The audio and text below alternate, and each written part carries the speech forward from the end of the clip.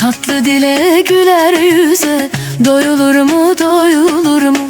Aşkın bakışan göze, doyulur mu doyulur mu? Zülüflerin dökse yüze, yar badem sunsa bize, leblerime değmeze, doyulur mu doyulur mu?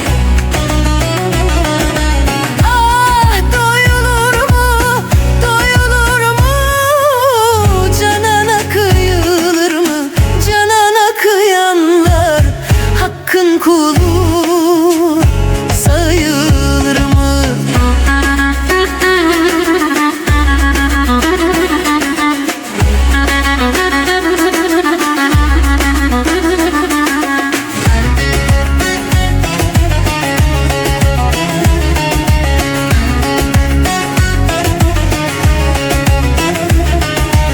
Hem bahara hem yaza, yarım ettiklerin aza, yar aşkına çalan saza, doyulur mu doyulur mu?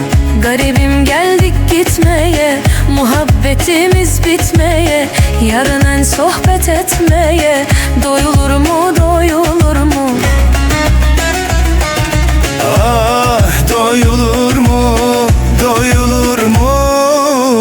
Canana kıyılır mı? Canana kıyanlar hakkın kulu sayılır mı?